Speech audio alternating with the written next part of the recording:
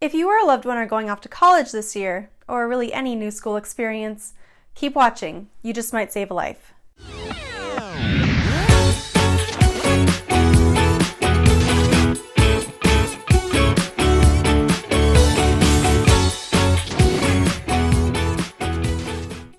Hi there. I've been working with eating disorders for 6 years now and have ended up specializing in college students. I've seen in my own work, which has been backed by all of the literature, that a big trigger for eating disorders to pop up or get worse is the transition into college. I want to start by saying that eating disorders can develop at any age. They occur in people of all sizes, races, gender identities, sexual orientations, locations, and at any age. That being said, most begin around puberty or early adulthood, especially in the high school and college years. Why is this? Well, anytime there's a big transition or stressor in life, people with a predisposition to developing an eating disorder are more likely to have behaviors come out as a way of coping with the stress or worries of the unknown. Adolescence is a time of changes. Puberty and body changes, changing schools, moving away from home for the first time, trying to figure out who you are and what you want to do with your life. These are really big life events. Eating disorders are a way of coping with not wanting to feel emotions or deal with certain situations. They allow the person to become numb or focused on something else, food, similar to how someone would misuse drugs or alcohol. However, eating disorders are not an addiction. The development of eating disorders is both genetic and environmental, meaning that you do have to have certain genes in order for an eating disorder to develop, but you also need to have an environmental trigger or need for the behaviors to be expressed. Some people can have the genes for it and never have an eating disorder show up. So why is college such a big trigger for eating disorders to show up? Well, 4 things. Number 1, it's a major life transition, especially if the person's living away from home for the first time.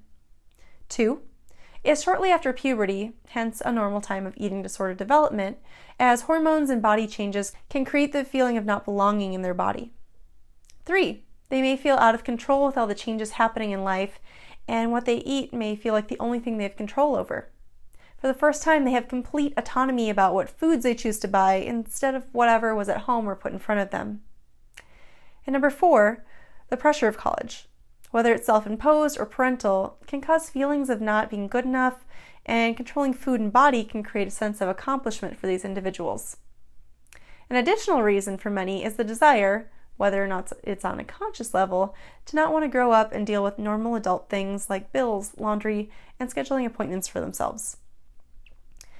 So what do we want to watch out for as we or loved ones go off to school?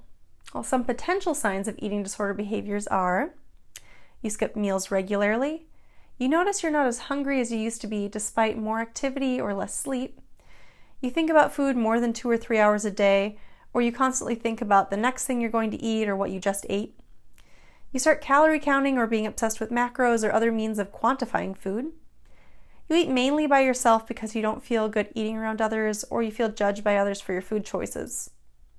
You hardly eat all day and overeat at night. You can't take days off from your exercise plan even if you're sick, tired, or fun plans with friends come up. You use feeling full of food as a way to numb out or not feel emotions. Or you use hunger as a way to numb out and not feel emotions. Your choices of what you allow yourself to eat become fewer and fewer. You feel you have to compensate for eating by getting rid of what you ate. Your coffee, tea, diet soda, or gum consumption has drastically increased as your caloric intake decreases. You're more irritable, anxious, or depressed. You avoid eating with others, or you feel judged by others about what you eat. You eat the same foods every day. You chew and spit out food rather than swallowing. You switch to a vegetarian or vegan diet to have an easier time turning down food. You feel out of control around food and perhaps try to avoid it. You feel guilt or shame from eating. You create new rituals around food, like cutting it into tiny pieces or only eating off of certain dishes. While this is not an exhaustive list, any of these changes would be a red flag for me to want to talk to the person and see what's going on. What should you do if you notice issues with food coming up? Well, if it's you, seek out help. Most colleges and universities have health and counseling services where you can get therapy, medical screenings, and other help, and potentially work with a registered dietitian. If they're not equipped to work with eating disorders or long-term therapy, they can make referrals to community sources and should be able to help guide you to resources if finances are an issue. If your campus does not have a health or counseling services, you can seek out professionals and support groups on your own. I suggest having a medical checkup to make sure your body is not in immediate danger. Tell all your professionals what's going on.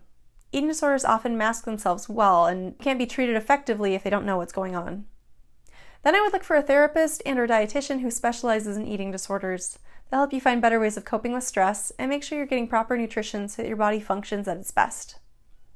Linked in the description below this video is a free PDF checklist with the first steps to recovery, so you have this information at your fingertips, along with an easy one-page form to help start the conversation with your health professionals about your eating behaviors if you're not sure what to tell them. If you're worried about someone else that you know well, I do recommend reaching out to them.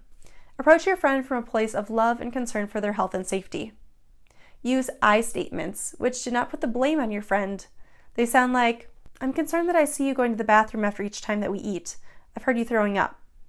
Or, "I'm worried that you lost a lot of weight since we got to school." Don't be discouraged if they deny something's wrong. This is really common.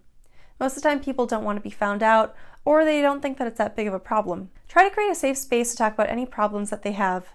Listen. Don't push too hard. Just let them know that you're a safe person to talk to. If they are open, try to get them to see a professional. Offer to go with them or help them find help. It can be scary for them. If you're struggling with food, don't wait to get help. Guilt, shame, or constant thoughts of what to eat are not normal and are no way to live a full life. Eating disorders can develop not only into constant mental anguish, but also deadly medical issues. The earlier they're caught, the greater the likelihood of full recovery.